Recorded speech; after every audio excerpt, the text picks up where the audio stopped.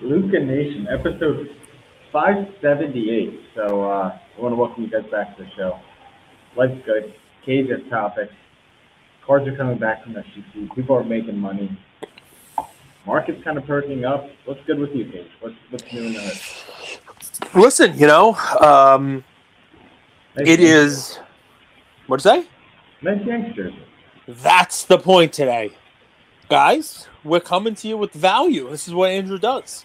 And while everybody is, singing the praises and hugging the balls of Joe Burrow, and everybody is football happy, and everybody is, my goodness, it's the Rams, and let's get Matthew Stafford cards, and the Pro Bowl's coming, and everybody is running. No one cares about the Pro Bowl. Selling their, it's this week.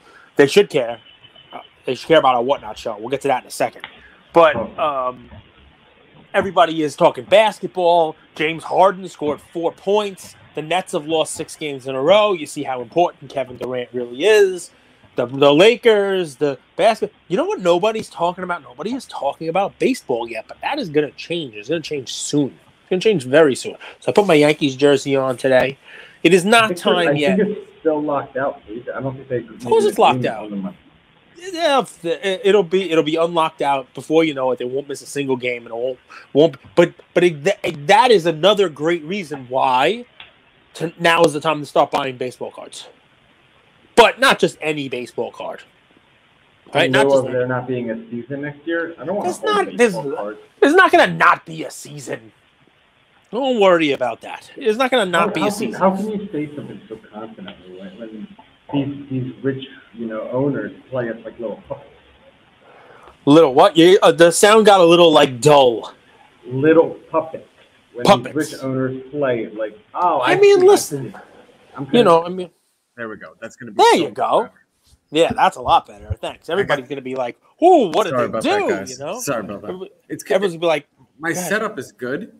I'm just sometimes it connects to this microphone instead of this." I'm glad I said something because I feel bad because I'm not the guy who has audio issues. I'm the guy who has audio issues.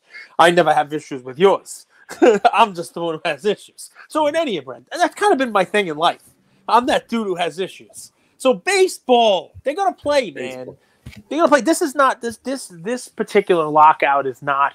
They've had lockouts in my lifetime. They've had strikes in my lifetime. They've had real contentious battles. And it was both sides coming out and saying terrible things about the other, and they had to figure out a way to to get past it. This is not that.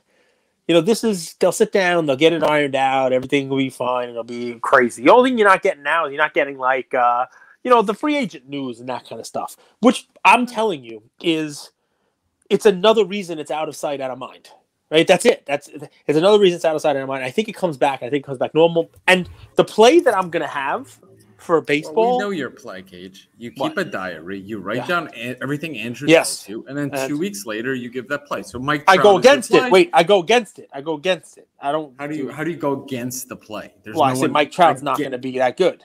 I will say, don't sell you Mike Trout. That's how you go against it. Sell Mike Trout right now. Sell. And buy your play. Yes. Corey Seager out of Texas. That would be great. That would be a surprise. That would be a nice surprise. That would be a real nice surprise, Clark. A real nice surprise. That would be. No. And listen, dude, if somebody wrote down what you said and then did it and then 2 weeks later revisited it, they'd probably be making a lot of money. So I know you're saying that as a joke, but honestly, you have had some good plays. We're saying it to be funny, but you have, and some of the stuff, some's reasonable. Some at the time, you're like, I'm not buying Rafael Nadal cards, but if I did, I'd be a richer man. So anyway, baseball, I'm not going to get crazy. What I did was I started reading some articles because I try to be ahead of the curve, right? And I want you guys to be ahead of the curve, right? You want to try to catch something before everybody else is there. We've talked about this dozens of times on our show. And it's not enough to just start buying first, right? People who are starting to buy baseball now, I said, you know what? Oh, no, it's not. I had a call with Steve Aoki today, and I asked him, he'll buy last. Explain to me your investing thesis. Typically, you're buying 25% over the floor. Can you talk to me? He's like, strength. He's like strength, Andrew. When you're a man, you'll understand strength. I think he's creating a Netflix show of an alter ego, like Apple TV or Paramount or whatever these networks are. They have their own shows. Ted Lasso. He's going to be Tommy Top Signal, starring Steve Aoki. His dollar cost average has got to be incredible. Oh, and is Steve calling you right now, Cage? And he's gone. Luca Nation, I'll give you guys a little life update if you guys want to message me. I know a lot of our audience is all over the world, but I'm thinking of moving back stateside. Mexico's getting I don't know what it is here. I feel like I've overstayed my welcome, and nothing happened, nothing like that. It's not home. So I'm thinking of moving to Florida, and I'm thinking, whoa! It still has the Latin vibe of South Florida, Boca, Fort Lauderdale, or Miami. And how about Calle Ocho? I don't know what that means. Calle Ocho, Ybor City. Calle Ocho. It's exactly what you know what it means. You learn Spanish down there. That's what means the best cigars. Something 8. Calle Street. Calle, like Calle, Calle Ocho. So move to the Ybor City. That's what you get. Yeah, and you get some good cigars there. It's like a cigar district. You know me, I'm a cigar smoker. You smoke other stuff. Ybor. A lot of good advice. City. So that's Cage's advice. Move to the cigar district of Florida. What do you guys think? It's like Cuban district, I mean, it's sick, you get good food, get a little, All right, so you dropped off. Yeah. Someone called you. Do you remember what you were talking about? Probably I was talking about baseball. The Yankees prospect that nobody. It's not yet going to underperform. I'm glad you say that. I am glad you say that because I started doing my research and I said, you know what? Let's start talking about baseball cards today because in a matter of days, weeks, not even a month, but soon, people are going to start to talk about baseball cards. People are going to start to say, buy your baseball cards. So I said, let me start doing my research. And inevitably, the first thing I pulled up there is who's going to be the top prospects, the Rookie of the Year candidates this year. Let me research. Let me look into this. In 2030. Next question. I could do this. Hey, dude, as long as you're having fun. I mean, that is the key. It could be Jason Dominguez one day. It's not going to be Jason Dominguez any day soon, although now people are paying $200,000 for his rookie card. But, it is what it is. I mean, that's the deal. So you're planning on moving to Miami? Yes or no? That was one of your places? And did you look it up? Did you see that Calle Ocho is in Miami? Is that right? And your fat, stupid co-host is not that dumb? I actually think it's like a little Havana there. In Miami. No? All right. What do you want me to look up about that? You want me to I just want you to move there so that I can come visit you and just smoke cigars all day. Just walk on the beach. Fat guy. Maybe I'll get a fedora. Maybe I'll get like a, I don't know, like a straw hat, something. Nice. And I will drink Cuba Libres. Nice. Maybe drink some mojitos, and just smoke cigars all dang day long. And I'll play dominoes with old men. That's I'm good at dominoes. That's it. So here, ready? I look it up and I say, all right, let's try to find Luca Nation, the rookie, the prospect, and be right? Beat Kyle Lewis, which, he wasn't so right this year because the dude's not really playing, but he was right when we picked him. And I'm like, let's give him Riley Green. He's a little bit further down the prospect chart. And I said to myself, you know what? I don't want to give Luca Nation a gamble play. I don't want to give Luca Nation, this one could be a good prospect, but you know what? Maybe he doesn't win Rookie of the Year. Maybe there's 4 or 5 other guys who could potentially, take the Rookie of the Year on him. You got Adley Rauschman in the same league. You got J-Rod up in Seattle. You got a lot of people who could have real good breakout seasons. Riley might actually get out there out of camp. And I said, you know what? Why do that? Right now, why not go with what I consider one of the more sure things in baseball, even if there's a lockout? Because dude's going to play for another 15 years. And he's already played what seems like half a career, and he's like 12 years old still, right? Mike Trout. So my play, again, you're going with Mike Trout. No, Mike Trout's played most of his career already. I think this guy is better than Mike Trout right now. I do. I think he's better all around player. No. I'm talking about Juan Soto. and we've talked about him a bunch. He finished second in MVP voting last year, close to Bryce Harper. Bryce won. Bryce was slightly better. Started Bryce the season deserved it. really poorly too, which is kind of crazy. Exactly. He started off slow. Yep, 100% right. He started off slow, and I don't think he starts off slow this year.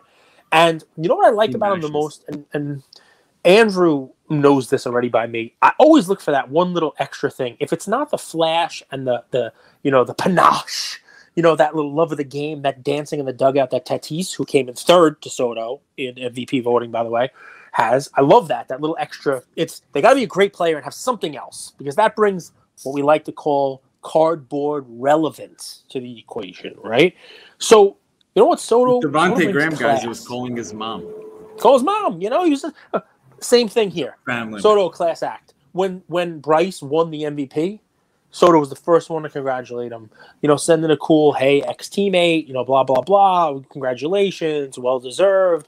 I'll see you next year. That's actually crazy to think about that they were teammates, Cage. Mm-hmm. I actually didn't realize that until you said that, but it's a great point. That was the team that won the World Series, right? Or no? So they did. They won the World Series, but I don't know if Harper was on that team anymore. I think Harper might have already. I think Harper already moved to Philly. Wow, I think it was the year that Harper went. Wow, that's crazy. So it happens, I mean, obviously Philly got a great player, and the Nationals probably were able to use some of that money that they didn't use there to make sure that they kept the Strasburg Scherzer combo that got him through the postseason and the World Series. But Soto, here's why I like it, right? Don't get too nuts. The Chrome rookie has already started to run. His top's Chrome rookie. PSA 10. I'm only doing the PSA 10s for right now for the show. You can get SGC 10s, you can get PSA 9s. We've now started talking about this. They're all going to kind of run that rubber band effect. But just for what we're talking about now. This past weekend, all right, so we're talking days ago, $157 got you a PSA 10 Juan Soto Topps Update rookie. Just the normal one. You guys all know it. And, he doesn't have a Topps regular. He doesn't have 40 other different cards like some of these other guys do, right? He doesn't have, a million different versions. It makes it awesome. No, bat down, bat up my butt. That's his card, right? If you don't want to go with that one, you want to go something a little more, value-wise. The second best card of him, I believe, is his Heritage rookie card. Same, we talk about Trout. People like that Heritage one. This past weekend, again, days ago, a lot of three PSA 10 of the Heritage, so for $210, so $70 a card, right, in PSA 10. The update, when the season kicks off, will be in the twos. The Heritage is going to be over $100 for the PSA 10. And while this doesn't sound like a lot, right, this is not something I say go to eBay and buy. But if you saw the last comp is $210 for a lot of 3, maybe there's a card show this weekend by you, right? Maybe you know someone who's posting them online. Maybe you're in a Facebook group, and you see that lot of 3 Heritage PSA 10s sold on eBay on January 30th for $210. Maybe you find somebody who's got a stack of them. Maybe you find somebody who's got 3 of them. Maybe at a show you find somebody who's got a bunch and you're going to pay cash and they don't have to deal with the PayPal fees, and you're able to stack a few for $60, $62, $65, whatever it may be, right? That Heritage card should be over $100. At $100, maybe more, when the season starts up. If it's not, hang on to it during the season when he starts heating up, as he moves towards his MVP run this year. He's going to play well. And while that doesn't sound like a lot, if you're putting $62 or $65 into a card, and in a couple of months it's $100, that's a 50% profit. So you buy enough of them, you buy a couple of them. I think Juan Soto, as far as like baseball card investments, is one of the safer ones out there because he's already accomplished a ton. This is a guy who could have won World Series MVP. He already won a World Series. No, he hasn't won an MVP, but you don't finish as high as he has, as many times as he has at this young of an age, and not win one sooner than later. I think he's going to probably be the MVP this year. It's funny because betting odds right now have Harper kind of still as the lead, just like Ohtani is the lead on the other side. If you're a bettor or you wanted to, take a look at that. On the American League, I'd almost bet the field outside Ohtani. I put my Yankee jersey on because, I think Aaron Judge might actually put together a healthy season when he's starting to play for his money. That seems to happen with players. So I think in baseball, we'll see what happens. In baseball cards, I honestly don't feel like the juice is worth the squeeze. Like last year, Bryce Harper went and he was. I wouldn't buy Harper cards. Expectations. Just stay with me. Yeah. Harper surprised everybody, became MVP, had an incredible season, and his cards barely moved. People hate Harper. People hate baseball. People hate Harper. People don't hate baseball. And baseball is going to make a comeback. I'm going to tell you why baseball will make a comeback, right? Because everybody's hoping Panini. Everybody hoping Panini's coming. Everybody hoping Panini. Everybody hoping Fanatics. Fanatics is going to save the day. Fanatics is going to save the day. They're going to bring Frism. I still hope Frism is coming. Everybody loves it. Frism. We have Frism and Fractional Treasures. But make sure to get that you know what Topps does before someone gets it before you, and then you have to bribe them with your pictures. With my smiles. So Topps, they release a product. You'll have a Topps baseball release. And most of these guys, these rookies, the guys who are up now, the Riley Greens, the Adley Rutschman, they have cards out already. Cards that you can't buy. Bowman First autos for all of them. Bowman First cards. And the Topps cards will come out. Now, Topps has played games, not because of the release schedule, but they played games with, with holding players back, a la Yordan Alvarez, who won the Rookie of the Year, and his rookie card wasn't until the next year. Wander Franco, same thing. Was basically, he could have won Rookie of the Year last year. Are we got a lot of on Wander Franco? The guy's a monster for 21. Wander's going to be fantastic. Wander Franco could win. He could miss out on the Rookie of the Year, like he did last year because he only played 70 games, and win MVP this year. That's how good he is. He could be the MVP this year. He is the future. Because his cards are really expensive already. And for whatever reason, Soto's cards have not run like that. Everybody's trying to get in on young prospect, you name it. I'm not expecting Juan Soto's cards to double by the beginning of the season. I'm not. Right? Maybe by the end. Because there's 20,000 of the base update. Oh, the base update what? Topps. Wander Franco? Soto. So Wander, you don't have a base Topps yet because they haven't made one. So the tough part about investing in Wander right now is you got to spend a lot of money to get his Bowman First auto. If you want to get his Bowman First, even if he does well, there's going to be a Topps First card that comes out that's going to vulture a lot of the demand away from his Bowman First as a base card investment. So it's a difficult thing to invest in him if Wander's your guy. You can buy his Bowman Chrome auto, definitely. That's always going to be his first auto. That first auto.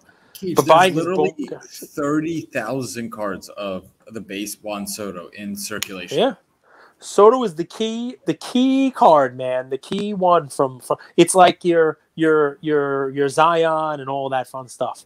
Yeah, but it's going to take a rocket ship to move it. I'm not looking for it to move, mountains. It doesn't have to move mountains.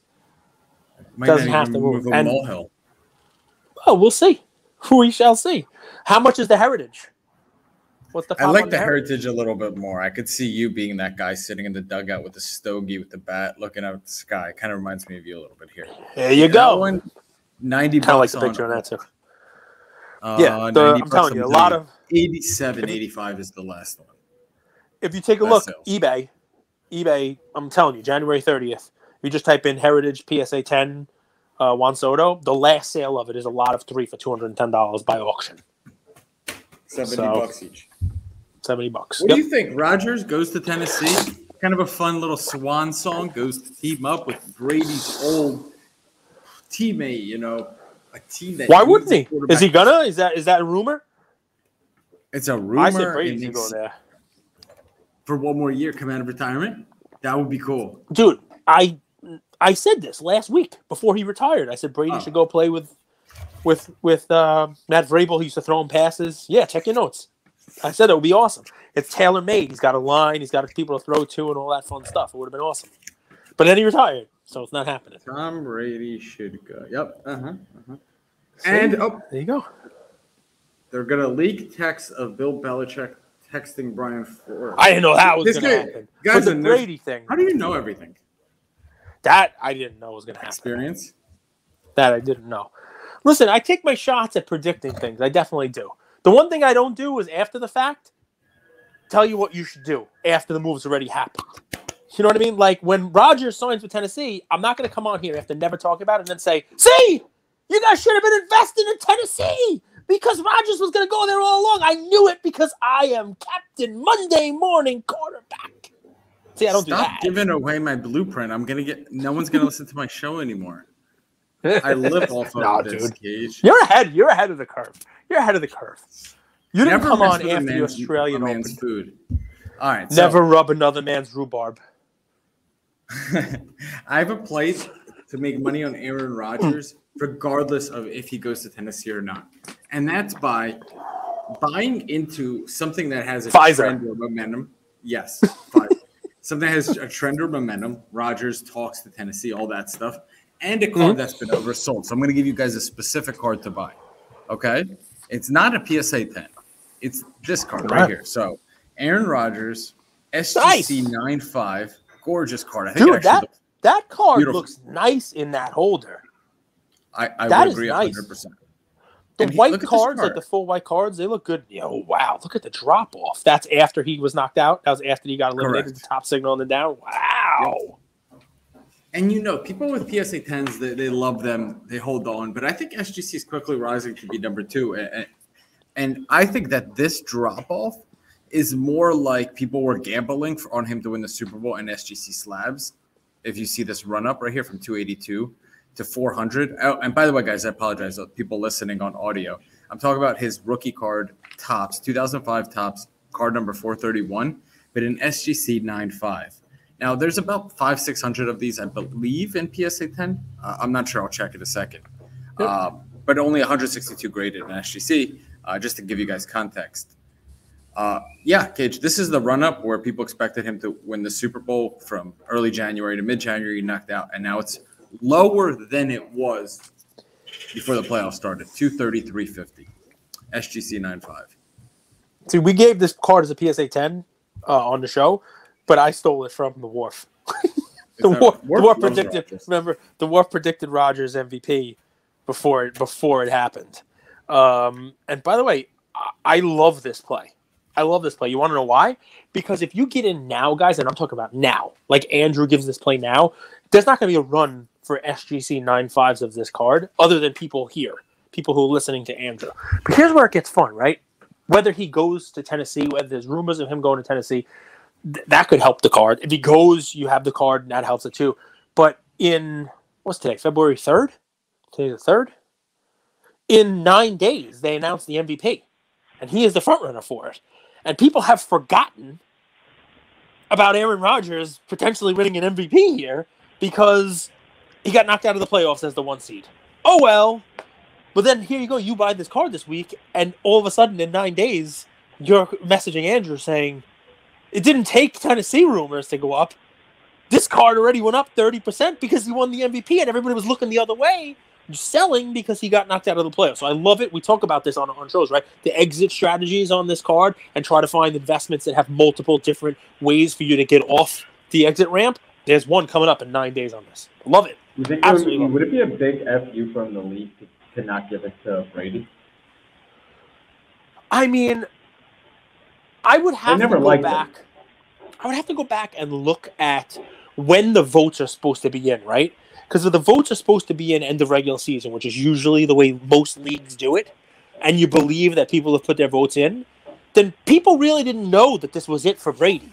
People really didn't know that this was going to be the swan song. So if Brady wins it, I would think it's because people were allowed to vote like now. You know what I mean? And it would be cool for Brady to win it as like a career achievement award, because you figure, all right, he's never going to win it again. That's fine. Give it to him. But I think And listen, Brady, you can make an argument he deserves it. It's Rodgers and Brady. I mean, Brady led the league in yards and touchdown passes. Rodgers' overall like counting stats were slightly behind his, but his performance numbers, the completion percentage, the quarterback rating, the touchdown interception ratio, that kind of stuff. Like he at the 1 seed, it's an MVP, Most Valuable Player award. Rodgers probably did more with less. You think so? Yes. Yeah, during the regular season, what did Tampa finish? I don't remember what seed they were, but they weren't a 1 seed. They play against each other. Obviously, Green Bay was the 1 seed in the NFC. During the season, Brady had Fournette running the ball. They had Jones in Green Bay and Dillon. That's comparable. Watch Fournette. He's terrible, man. But think about he gets a lot of stats, but you got audio again. Did it switch? So the running backs, I would say, is kind of even, but the wide receivers throughout the course of the season, you had Antonio Brown, Mike Evans, Chris Godwin, Rob Gronkowski, and Aaron Rodgers was thrown to Marquez, Valdez, Scanling, Bergen, Rosenberg. I don't know what that guy's name is. Some people would say Devontae's the top 3 wide receiver in the league. But Mike Evans and him cancel each other out. I think Mike Evans is pretty overrated. I got to tell you, man. I don't like wide receivers like Mike Evans, like lanky, but they don't break tackle. They don't break tackles. I like the stocky guys. I like the Deebo Samuels that run people over. You need both. You need somebody who goes across the middle, and then when you get in the red zone, you need somebody who's tall and can catch the fade pass, can go up and get that 50-50 ball for you. Those 50-50 ball catchers make quarterbacks look really good. Mike Evans made Tom Brady look really good the last couple of years. And Rodgers didn't have anybody like that. Yes, very lanky. He on pogo sticks to catch the ball. I agree that is an advantage in the red zone. Also, but anyway, I'm just rambling. What else do you want to talk about? I don't know, man. I mean, there's so much fun stuff in sports. I mean, I was talking about it today. I mean, the Raiders bring a wholesale New England. They brought the GM and their the offensive coordinator. Woo! And the first thing I thought of was, okay, that's cool for the Raiders. But the second thing I thought of, card-wise, because we like to do this analysis, right? We want to tell you guys what we think about cards. I think it's real net negative for Mac Jones next year. And I think if you were thinking about investing in Mac Jones, I agree with that. You might want to take a second look now and who's going to be his offensive coordinator, what type of offense are they going to be running. I might pay attention to what kind of draft they have. Does Belichick go running back, and try to ground it out and build up a defense around him and make him more of a game manager type quarterback than somebody who's going to be letting the ball fly all over the field like some of these other young guys who throw the ball, 50 times a game. Josh McDaniels is a good offensive coordinator, man, and he did. I think he did a lot with that team because I don't think they're super talented. So you're absolutely right. It's going to be interesting to see because it's not like Mac Jones is super athletic either. He doesn't have a ton to rely on. He was very much a system quarterback in his rookie year. Throw here, do this, throw the ball into the ground. The Patriots way, they love throwing the ball into the ground. Nice. Cam Newton did it when he was a Patriot too. Cam Newton can't hit water if he fell off a boat. Did the Raiders keep that interim coach that got them to the playoffs? No. Oh, fire. I mean, they may move him, but obviously he's not the coach. I mean, McDaniels is the head coach. But you should keep them in the organization. The guy's a winner. I'd have to look. Normally, when you bring in a new head coach, you allow them to bring in their players. You don't say, "Hey, this guy was great. He rallied the team." Now, McDaniels, in order to have some credibility, might say, "I want to take him. But I don't know if that's been determined yet. I haven't. You could have kept him as the coach. I mean, they definitely did rally around him. A lot of these teams, there's a lot of parity in the NFL. We talked about that. Think about it. The Bengals. I keep that guy. I put him as my defensive coordinator, which I think he was doing before, right? Yeah. You get Josh McDaniels run the offense. You got a team that could do some things with a good draft this year. Yeah, I mean, we'll see what happens. I temper my expectations on the Raiders always just because Chiefs, Herbert and the Chargers. I believe Aaron Rodgers is going to Denver until I hear otherwise. It's just a tough division to play in. And yet, we talk about the parity in the league. I mean, they were a 4th and goal away from, a couple yard pass from Derek Carr away from tying up with the Bengals, who are now in the Super Bowl. I mean, he gave the Bengals a real full game. So, it's interesting to watch predictions this stuff for the Super Bowl, Cage? Do you think the Burrow mania? What do you think Burrow cards do if he wins? What do you think Burrow cards do if he loses? Honestly, I think the Burrow cards have probably gotten a little bit ahead of themselves, even if he does win. If you win a Super Bowl, you win a Super Bowl. We have talked about this many, many times on the show. You set a new floor for your value as an investment if you win a Super Bowl, if you win a championship, because that can't be taken away from you. Mahomes will always have at least one Super Bowl. He'll always have the MVP. You know what I mean? Like Flacco too, Trent Dilfer too. Yeah, well, Trent Dilfer will always have a Super Bowl, but he never did anything else. You know what I mean? Burrow loses on ESPN. Don't be disrespectful. Burrow wins the Super Bowl. He's a Super Bowl winner, right? And you only have, during the course of a career, 10, 12, 15, unless you count Brady, 37 times to potentially win a Super Bowl. So I think it's big for his cards because it sets a higher floor for his cards than otherwise. And I think the floor is lower. Obviously, if he loses the Super Bowl, lots of quarterbacks have lost Super Bowls. I think he wins the Super Bowl. I think the Bengals win. I think the same thing that happened with Mahomes cards happens, like that post Super Bowl dip. And I actually think Burrow's best days are in front of him because if you guys remember him on LSU, he's a really accurate quarterback. He's got a lot of tools to be a good quarterback. I think what's hurt him this year from being elite on the Mahomes level in terms of performance is his offensive line. And I think that if they go on really rebuilding that offensive line and they know what they need to fix, dude, I think that his best days are actually in front of him. Okay. You cannot argue with cool under pressure. If you go back to his college time, he's had 7 postseason games, including this season and what he played in college. Postseason, after the regular season, bowl games, you name it. He's 7-0. The kid has never lost a game that mattered. That's what you want, taking snaps for you. So, say what you want about him. Weapon is? For me, I don't think he has a cannon. Look out. But I think he's very accurate. Well, I'm not asking you about his weapon. I'm also I know what you meant. I was making a joke. So what I think his best weapon is, quarterbacks, there are 2 categories. Happy feet, calm feet. Forget about the arm for a second. Okay. Quarterbacks either have happy feet or they have calm feet. When they're in the pocket and the pressure's coming, you got the Lamar Jackson, whose feet are happy, like the penguin dancing.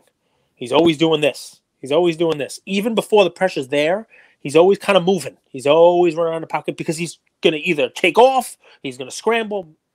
Patty Mahomes actually can do a little bit of both, but he doesn't get his happy feet until he needs them, right? Burrow, calm feet, stands there, knows the pressure's coming, doesn't get antsy, doesn't get happy feet, right? Even after being injured and coming back, and you're going to be a little gun shy, stood in there, took a hit, gets hit below the knee, gets hit on the knee where he was injured, stands there, takes a hit, delivers a pass. Because in the NFL, the players on both sides of the ball are faster than you could ever imagine. The speed of the game between the college level, where you're playing with people who are amazing, yourself included, a college athlete, to take that next step and go from a college athlete to a pro athlete, where now it's the best 1% of the people who were playing it at such a high level already in college. The speed of the game is amazing, and the window to fit the ball in is so small. But if you have that pocket calmness that Brady has, that Joe Burrow appears to have, you deliver that ball in that window. The guys who have the happy feet, who are not able to do that, they miss that window a little bit. Rodgers, I love that he can scramble. But he also, if he needs to, he stands back there, he delivers that pass down the sideline, he takes a hit. A lot of these quarterbacks, if you watch the game, I started watching these games about, for investment purposes. You see the quarterbacks, you get to see their touchdown pass. You know who doesn't see the touchdown pass? Most of the time, the quarterbacks don't see that touchdown pass being caught because they're on the floor. They're on the ground because to deliver that pass down the sideline, 40 yards on a P, just on a rope, they have to stand in there and get smacked. And they get knocked backwards. They're on the ground. And you get to watch on TV or from the stands the ball fall into DK Metcalf's hands or whoever's catching the ball while the quarterback is, scraping a defensive lineman off of him and hearing the cheers. So realistically, Matt Stafford, happy feet but unathletic. He's not going to be able to beat Joe Cool. They have built a very good system for him. I mean, you are much more of a believer in the coach than me. I'm always like the players have to go out there and execute on the field. But this Rams team has showed me that if you have a coach who is willing to build a system that plays to the strengths and away from the weaknesses of the weapons that they have, you can get the most out of your players. Right? So you don't have to worry about his defense. The offense is flawed. They have a couple of decent running backs. Their quarterback is above average career-wise, but he's not anybody's. Well, maybe he's somebody's first ballot Hall of Famer. He's just a poor decision maker. You don't want to put him in those situations where he has to make the call. And what they do with Stafford is they actually run a real simplistic offense where they're giving him a half of the field to scan, so that he doesn't have 4 receivers to make a read to and make the wrong one. Right? They give him a half a field. They basically run their routes on one side. He knows, I believe, from watching him play in the last couple of weeks, he knows where he's going with the ball. And if it happens to be double covered, he's checking down or he has a hot read or a second receiver who's also on the same side of the field. Very rarely is his read to go to Odell Beckham on the left side and he's coming back to Cooper Kupp on the right side. That's rare. I didn't see that a lot during the playoffs at all. And I think McVay is doing that on purpose. He's taking the decision-making out of Stafford's hands and saying, that's where you go with it. If the double coverage is there, 3 yards away from him coming across the same, you're going to have your tight end. You're going to have Higbee underneath doing a button hook, right? I think that they provide him those options up front and make it that he doesn't, and yet he still makes mistakes. I mean, look, it is what it is. The NFL's, it's not easy, and these defensive backs are flying all over the place. But they've built a real good system, and what it shows you is if you have a wide receiver who is going to pack his lunch, show up, and make the plays for you, and go across the middle and get lit up, you make a quarterback look good. Whether it was Wes Welker, right? Whether it was Julian Edelman, Cooper Kupp, you have this kind of design wide receiver here. What do they call them? Like slot machines, right? You have these guys who are willing to basically sacrifice their body, go over the middle and break zones down for a quarterback. So it's a weird matchup a lot of credit. Shoot, you have an insanely talented team that's been built like a juggernaut, right? McVay's been this like prodigy coach, offensive. Like, he started this like whole like hiring young coaches thing. Then you bring in an insane defense. Then Cooper Kupp develops. Then you bring in Odell. Then you bring in Stafford. So this team is made to win. And then you have this new team. This is basically a rookie team, Cage, in Cincinnati, right? You have 3 guys that were LSU like a few years ago. Coach is brand new. McPherson just got drafted. Kind of an interesting matchup, right? Is this like David and Goliath? Why is this not more David and Goliath? What's the spread? What do you think the spread should be? I think the Rams win the game easily. So if the spread's, the 3.5 that I think it is, I'm a Rams pick. And this game is in LA. Does that do anything for you? I mean, it makes it so that the LA fans don't have to go pay for hotels. It makes hotel owners in LA probably upset because, half the fans coming to the Super Bowl don't need hotels.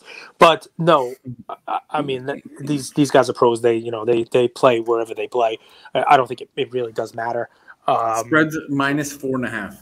Yeah, so there you go. I think they cover that. And here's going to be the difference of the game, I believe. The Bengals So are overachieving. I already did, but the Bengals are overachieving. But there's one area of their team that has really pieced it together with thumbtacks, glue, and chewing gum. It's their offensive line. By no measure is that a good offensive line. No metrics out there would tell you that the Bengals have a strong offensive line, good blockers, good pass rushers, good pass blockers. They do not. And they have played an opportunistic defense in Kansas City, but not the best pass rushing defense.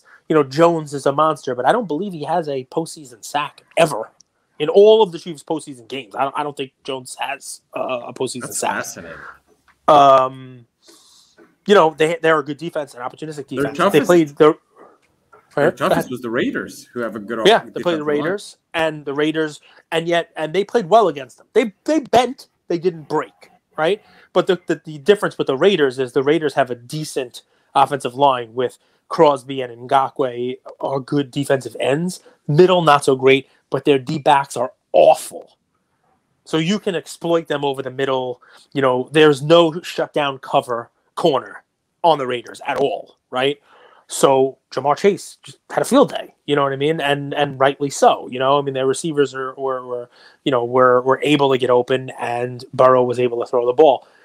The Rams defense is going to own this game. Aaron Donald up the middle, Von Miller up the middle. They're going to sack Burrow, and because the Rams cover better downfield, that split second, that half a second extra that he's going to need, that he was able to get against the two teams he's played so far, he's not going to have. Not to mention better cover down the field from the Rams. That is the biggest difference in this game. Burrow is going to be under pressure the whole time. Go ahead. If you lose in the trenches, right? Like if you lose that line, is there any way to win? You know what I mean? Like, because you don't really have a chance to get Jamar Chase the ball or to even run the ball. Correct. They'll be down at halftime, and they will try to make changes. Their coach has been good. He's a good second half coach. He's come up with great second half game plans. And what they will try to do is get Jamar Chase involved with wide receiver screens, run him, put him in motion, and throw him the ball, a 2 or 3 yard pass, quick slant, and let him try to make plays, with his legs, yards after catch. And a talent like that, you don't shut him down totally, but yeah, it's going to be one of those games where they're going to come into it, and the first quarter, the Rams, I think, go up because, they're just going to not give Burrow enough time. And the only way to counter that, and, which would be, I could potentially be wrong here, would be if the Bengals realize this and their coach goes into the game from the beginning realizing that he has to speed up Burrow's release. And he knows they're going to be rushing him. He's not going to have enough time. And maybe start from the shotgun. First down, throwing the ball, 2.5 second clock in your head. Boom, throw it to Higgins. Boom, get rid of the ball. Boom, snap, 1-2. You got to get rid of it. First read, hot reads on everything. That is one way to combat this, this flying all over the place, very fast pass rush of the Rams. I don't see the Bengals coming out and doing that. I think teams think they have to establish the run. They against the Chiefs in the first half, first down, they ran the ball every single time. And we're watching the game, and they're like, why don't you throw on first down? You wind up in 2nd and 9 and 3rd and 7, and it's very hard to do that. And then the second half, I forget who was calling the game. It was Tony Romo. I forget who it was, but the announcer was like, yeah, why aren't they? And then the second half, they came out, and they started throwing it on first down. And all of a sudden, it was 3rd and 2 instead of 3rd and 7, and their offense is moving the ball a little bit more. If they come out with that offense to start, difficult to do, right? You never want to do that. You want to control the game. You want to run, Anyway, I just think the Rams have too much for the Bengals. It's another episode? Yes, so? It's another episode. You're a Burrow guy, though. This one makes it fun. You think Burrow wins? I flip-flop all the time. We'll see what I'm feeling tomorrow. Thanks, Liquidation.